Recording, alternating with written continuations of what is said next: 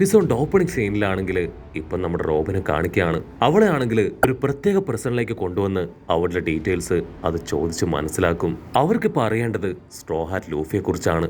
അവനെ കൂടെ കിട്ടുകയാണെങ്കിൽ അവർക്ക് കിട്ടാൻ പോകുന്ന ഒരു ബമ്പർ ലോട്ടറിയാണ്. പക്ഷെ റോബിനാണെങ്കിൽ ഒന്നും തന്നെ വിട്ടു പറയാൻ തയ്യാറാവില്ല.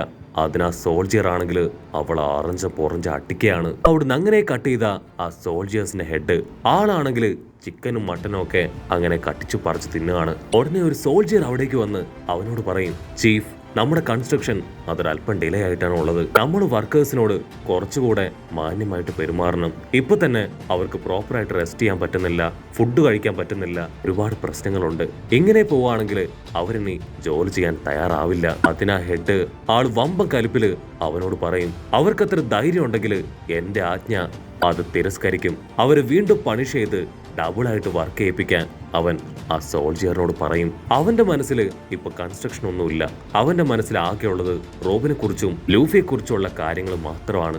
റോബിൻ ചില്ലറക്കാരിയല്ല എന്ന് അവന് നന്നായിട്ട് അറിയാം. സോ ഒരു കാരണവശാലും റോബിൻ ഇവിടെ നിന്ന് രക്ഷപ്പെടാൻ പാടില്ല എന്ന് ചിന്തിച്ച് അവൻ കാര്യമായിട്ട് എന്തൊക്കെയോ പ്ലാൻ ചെയ്യാണ്. അവിടുന്ന് അങ്ങനെ ബ്ലാക്ക് ഔട്ട് ചെയ്ത ഇപ്പോ അവിടെയുള്ള ജനങ്ങള് അവരെല്ലാവരും കഷ്ടപ്പെട്ട് ജോലി ചെയ്തുകൊണ്ടേയിരിക്കുകയാണ്. ആ കുഞ്ഞിപ്പെണ്ണാണെങ്കിൽ 10 പേരുടെ ജോലി അവൾ ഒറ്റയ്ക്ക് ചെയ്യും.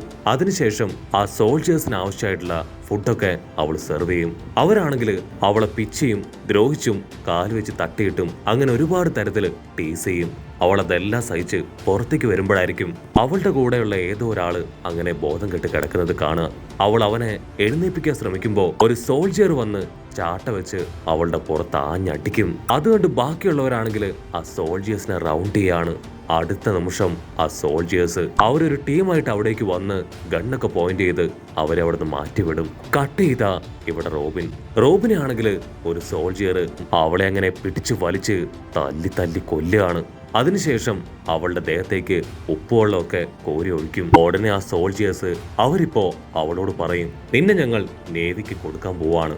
നിന്നെ അവർക്ക് കൊടുത്തു കഴിഞ്ഞാൽ ഞങ്ങൾക്ക് വലിയ ലോട്ടറി അടിച്ചതുപോലെയാണെന്ന് പറഞ്ഞ് കളിയാക്കും. അത് കേട്ട് റോബിനും ചിരിക്കുകയാണ്. കട്ട് ചെയ്താ ഇവിടെ ബാക്കിയുള്ളവരെല്ലാവരും ഫുഡ് കഴിക്കും. അവർക്ക് കഴിക്കാൻ കൊടുക്കുന്നത് ആകെ പൊട്ടറ്റോടെ ഒരു സൂപ്പ് മാത്രമാണ്. കുഞ്ഞിപ്പെണ്ണിന്റെ മനസ്സിൽ അപ്പോഴും റോബിനെ കുറിച്ചുള്ള ചിന്തയായിരിക്കും. അപ്പോഴായിരിക്കും റോബിന് ഒറ്റ കൊടുത്തവന് ഇപ്പൊ ആ സോൾജിയർ വന്ന് സ്പെഷ്യലായി ഒരു ചോക്ലേറ്റ് കൊടുക്കും. അപ്പോഴായിരിക്കും ബാക്കിയുള്ളവർക്കൊക്കെ മനസ്സിലാവുക ഇവനാണ് റോബിന് ഒറ്റ കൊടുത്തതെന്ന്.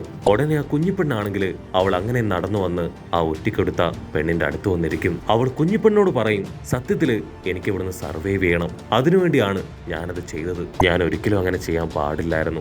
അതൊരു വലിയ തെറ്റായി പോയെന്ന് പറഞ്ഞ് ആ ചോക്ലേറ്റ് കുഞ്ഞിപ്പെണ്ണിന്റെ കയ്യിൽ കൊടുക്കും. അവളുടെ കുറ്റബോധം കാണുമ്പോ ഇപ്പൊ കുഞ്ഞിപ്പെണ്ണിനും ഒരുപാട് സങ്കടാവും. കുഞ്ഞിപ്പെണ്ണാണെങ്കിൽ ആ ഒരു ചോക്ലേറ്റ് അത് ആരുടെ ശ്രദ്ധയിൽ പെടാതെ റോബിന് കൊണ്ടുപോയി കൊടുക്കണമെന്ന് മനസ്സിൽ ഉറപ്പിക്കും. അവിടുന്ന് അങ്ങനെ ബ്ലാക്ക് ഔട്ട് ചെയ്ത ഇവിടെ റോബിന് അവൾക്കാണെങ്കിൽ കഴിക്കാൻ ഒരു ബ്രെഡിന്റെ കഷ്ണം മാത്രമായിരിക്കും അവർ കൊടുക്കുക. അപ്പൊ അവള് കിടക്കുന്ന തൊട്ടപ്പുറത്തായിട്ട് മറ്റൊരു സെല്ലില് ഒരു അപ്പാപ്പൻ ആളാണെങ്കിൽ അവളോട് സംസാരിക്കാൻ തുടങ്ങും. നിനക്ക് ഒരുപാട് അടി കിട്ടിയല്ലേ? അവര് കണ്ണിൽ ചോരയില്ലാത്തവരാണ്, കൊന്നു കളയാനും അവര് മടിക്കില്ല. എനിക്ക് വയസ്സായതുകൊണ്ടും ജോലി എടുക്കാൻ കഴിയാത്തത് കൊണ്ടാണ് എന്നെ ഈ സെല്ലിൽ പൂട്ടിയിട്ടിരിക്കുന്നതെന്ന് അപ്പാപ്പൻ പറയും. അപ്പൊ അതേസമയം റോബിനാണെങ്കിൽ അവസാനമായി നടന്ന കാര്യങ്ങളെല്ലാം അങ്ങനെ ഓർത്തെടുക്കുകയാണ്. അതിനുശേഷം റെയിലി കൊടുത്ത ആ വിബറു കാർഡ് അത് നോക്കും. അതാണെങ്കിൽ കറക്റ്റ് ആയിട്ട് വർക്ക് ചെയ്യുന്നുണ്ട്.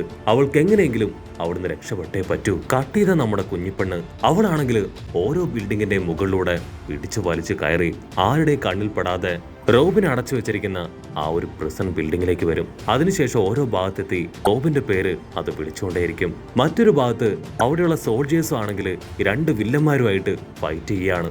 ആ ഗ്യാപ്പിലായിരിക്കും കുഞ്ഞിപ്പെണ്ണ് അവിടെ റോബിനെ അന്വേഷിച്ച് ഇവിടം വരെ എത്തിയിട്ടുണ്ടാവുക. അപ്പൊ കറക്റ്റ് ടൈം ഒരു സോൾജിയർ അവിടേക്ക് വരും.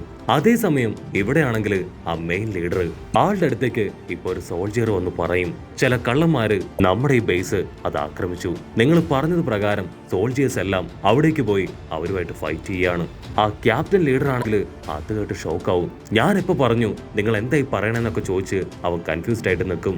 അതേസമയം ഇവിടെയാണെങ്കിൽ ആ കുഞ്ഞിപ്പെണ്ണ് അവള് രക്ഷപ്പെട്ട രക്ഷപ്പെട്ട് ഇപ്പോ ആ സെല്ലിന്റെ അകത്തേക്ക് വരാണ്. അവിടെ ചോദിക്കും, നീ എങ്ങനെ ഇവിടേക്ക് എത്തി? അപ്പോഴായിരിക്കും ആ കുഞ്ഞിപ്പെണ്ണ് പറയാ, റവല്യൂഷൻ ആർമിയിലെ ചില ആൾക്കാർ ഇവിടേക്ക് വന്നിട്ടുണ്ട്. അവർ ആക്ച്വലി നമ്മളെ രക്ഷപ്പെടുത്താനാണ് ഇവിടേക്ക് എത്തിയത്. അവരിവിടെയുള്ള സോൾജിയേഴ്സിന്റെ അതേ ഗെറ്റപ്പിലാണ് ഇവിടേക്ക് കയറി പറ്റിയത്. സോ അതിലൊരു സോൾജിയറിന്റെ സഹായത്തിലാണ് ഞാൻ ഇവിടേക്ക് വന്നത്. അതായത് നമ്മുടെ കുഞ്ഞിപ്പെണ്ണിന്റെ അടുത്തേക്ക് വന്നത് അങ്ങനെ ഒരു സോൾജിയറാണ്.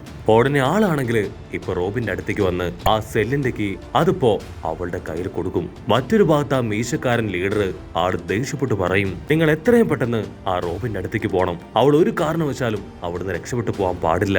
ഉടനെ സോൾജിയേഴ്സ് എല്ലാവരും ഒരുപാട് ഗണ്ണുമായിട്ട് ആ പ്രസന്റെ മുൻപിലേക്ക് വരും. റോബിനും അപ്പാപ്പനും കുഞ്ഞിപ്പെണ്ണും അവരെല്ലാവരും പുറത്തേക്ക് വരുമ്പോഴായിരിക്കും ഈ കാഴ്ച കാണുക. അവർ ഷൂട്ട് ചെയ്യാനായി തയ്യാറാവുമ്പോഴേക്കും റോബിനാണെങ്കിൽ ഇപ്പൊ അവരുടെ എല്ലാവരുടെയും ഷോൾഡറിലൂടെ കൈകൾ ക്രിയേറ്റ് ചെയ്ത് അവരുടെ തല അങ്ങനെ ചെരിച്ചൊട്ടിച്ച് ആ കുഞ്ഞിപ്പെണ്ണും അപ്പാപ്പനെയും കൂട്ടി അവിടുന്ന് രക്ഷപ്പെടും. അവിടുന്ന് അങ്ങനെ ബ്ലാക്ക് ഔട്ട് ചെയ്ത് ആ ലീഡർ വാർഡനെ കാണിക്കും. ആളാണെങ്കിൽ റോബിൻ പുറത്തു പോയ കാര്യം അറിഞ്ഞ് തലയിൽ കൈവച്ച് പൊട്ടിക്കരയാണ്. അവിടുന്ന് അങ്ങനെ ബ്ലാക്ക് ഔട്ട് ചെയ്ത ഇപ്പൊ ലൂഫിയെ കാണിക്കും. അവനാണെങ്കിൽ ആ വിബ്രു കാർഡ് നോക്കിയിരിക്കുകയാണ്. നേരം വൈകുന്തോറും അതിപ്പോ കുറേശ്ശെയായിട്ട് അങ്ങനെ നശിച്ചു വരും. അപ്പൊ തൊട്ടു പുറകിലായിട്ട് ജിംബെ ആള് ചുറ്റും നോക്കും. കടലാകെ ശാന്തമായിട്ട് കിടക്കുകയാണ്. അവർക്ക് പോകാൻ പാകത്തിനുള്ള ഫോഴ്സിലുള്ള കാറ്റൊന്നും വീശുന്നില്ല. പക്ഷെ സീ കറണ്ടിന്റെ പവർ അതുകൊണ്ടാണ് കപ്പല് അതിങ്ങനെയെങ്കിലും ഇപ്പൊ മുൻപോട്ട് പോകുന്നത്. ഇങ്ങനെ പോവുകയാണെങ്കിൽ ഒരുപാട് ലേറ്റ് ആയിട്ട് അവർക്ക് അവിടെ എത്താൻ പറ്റൂ. പക്ഷെ ജിംബൈക്ക് ലൂഫിയുടെ അവസ്ഥ കാണുമ്പോൾ അവനോടൊന്നും പറയാൻ തോന്നില്ല. അവൻ പ്രത്യേകിച്ചൊന്നും പറയാതെ ഇപ്പോ കപ്പലിന്റെ അകത്തേക്ക് പോകും. കട്ട് ചെയ്താ ഇപ്പൊ മറ്റൊരു ഐലാൻഡിൽ ഉസോപ്പ്. അവനാണെങ്കിൽ മോൺസ്റ്റർ ചെടികൾക്കിടയിലൂടെ ജീവന് വേണ്ടി ഓടിക്കൊണ്ടേയിരിക്കുകയാണ്. അങ്ങനെ അവൻ ഓടി മുൻപ് കണ്ട ആ ഒരു ഫ്രീക്കൻ മാൻ അവന്റെ അടുത്തെത്തും. അവനാണെങ്കിൽ ഉസോപ്പിനെ രക്ഷിക്കാം എന്ന് പറഞ്ഞുകൊണ്ടേയിരിക്കും. പക്ഷെ അവൻ പ്രത്യേകിച്ച് ഒന്നും തന്നെ ഉസോപ്പിന് വേണ്ടി ചെയ്തു കൊടുക്കില്ല. അവൻ ഉസോപ്പിന് മൈൻഡ് പോലും ചെയ്യാതെ അങ്ങനെ കിടന്നുറങ്ങുകയാണ്. ഉസോപ്പിനാണെങ്കിൽ എന്താ ചെയ്യേണ്ടതെന്ന് അറിയില്ല. അങ്ങനെ നമ്മുടെ ഉസോപ്പ് ഇപ്പൊ 18ാമത്തെ അടവെടുക്കും. അവനാണെങ്കിൽ ഫ്രീക്കനെ പുകഴ്ത്തി തള്ളാനായിട്ട് തുടങ്ങും. നീയാണ് ഈ കാട്ടിലെ കിങ്. ആക്ച്വലി നിന്നെ കൊണ്ട് മാത്രമേ എന്നെ ഇപ്പൊ പ്രൊട്ടക്ട് ചെയ്യാൻ പറ്റുള്ളൂ. ഇവിടെയുള്ള എല്ലാവർക്കും പേടി നിന്നെയാണെന്നൊക്കെ പറഞ്ഞ് അവനെ തള്ളി ഒരുപാട് മുകളിൽ കൊണ്ടുപോയി വെക്കും. അത് കേൾക്കേണ്ട താമസം അവൻ ചാടി എഴുന്നേറ്റ് ഇപ്പൊ ഉസോപ്പിന്റെ അടുത്തേക്ക് വരും. അപ്പൊ ഒരു വലിയ ചെടി ഇപ്പൊ ഉസോപ്പിനെ കടിക്കാനായിട്ട് അങ്ങനെ പാഞ്ഞടുക്കും. ഉസോപ്പാണെങ്കിൽ ഇതൊന്നും അറിയാതെ അങ്ങനെ ഹായായിട്ട് നിൽക്കും. ഉടനെ നമ്മുടെ ഫ്രീക്കൻ അവൻ ചാടി വന്ന് ഉസോപ്പിന്റെ ഫേസിൽ ഒരൊറ്റ ഇടി.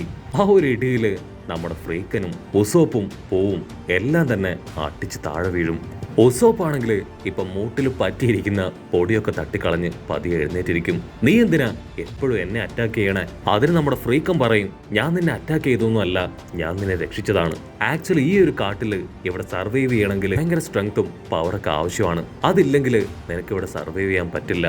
ആക്ച്വലി ഇപ്പൊ ഉള്ളവരിൽ വെച്ച് ഏറ്റവും വീക്കായിട്ടുള്ള ഒരേ ഒരാള് അത് നീയാണ് ഈ കാട്ടില്. ഉസോപ്പിനിപ്പോ അത് ഭയങ്കരമായിട്ട് ഇൻസൾട്ടഡ് ആവും. അവനാണെങ്കിൽ ഭയങ്കര സ്ട്രെങ്തില് എഴുന്നേറ്റ് നിൽക്കും. അപ്പോഴായിരിക്കും നമ്മുടെ ഫ്രീക്കന്റെ തൊട്ടു പുറകില് ഒരു വലിയ ഉറുമ്പും വലിയൊരു പുഴുവും വന്ന് നിൽക്കുന്ന അവൻ കാണുക. അതിന്റെ സൈസ് കാണുമ്പോ തന്നെ ഉസോപ്പിന്റെ കാറ്റ് പോവും. പക്ഷെ ഫ്രീക്കൻ ആണെങ്കിൽ ഒരൊറ്റ അടിക്ക് രണ്ടിനെയും തകർത്ത് താഴെയിടും. അതിനുശേഷം അവറ്റകളെ ഇപ്പൊ ഉസോപ്പിന് തിന്നാൻ കൊടുക്കാണ്.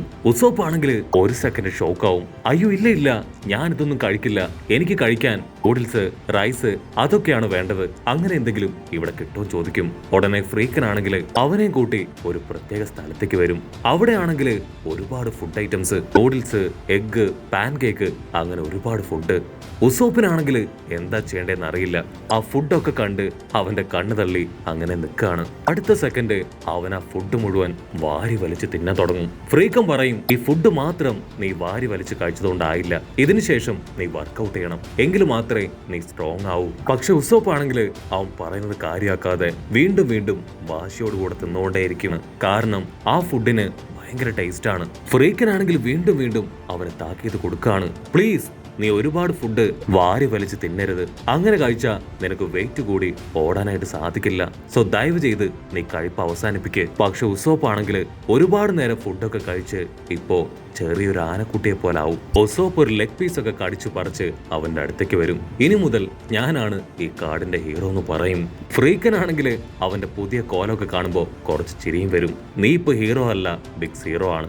എത്രയും പെട്ടെന്ന് നിന്റെ കലോറീസ് കുറച്ചില്ലെങ്കിൽ നിനക്കായിരിക്കും അത് ഏറ്റവും വലിയ വിനയായി തീരുക എന്ന് പറയുമ്പോഴേക്കും അവിടെ വലിയൊരു ശബ്ദം കേൾക്കും. അപ്പൊ എന്തോ ഒരു വലിയ കുഴി പോലെ ഓപ്പൺ ആയിട്ട് വരും. അവിടെ ഉണ്ടായിരുന്ന പ്ലാന്റ്സും മൃഗങ്ങളും എല്ലാം തന്നെ അതിനുള്ളിലേക്ക് പോവാണ്. ഉടനെ അവൻ പറയും, ആക്ച്വലി നമ്മളുടെ ഈ ഐലാൻഡ് അതൊരു വലിയ പ്ലാന്റ് ആണ്. അതിപ്പോ അതിന്റെ വാ ഓപ്പൺ ചെയ്തിരിക്കുകയാണ്.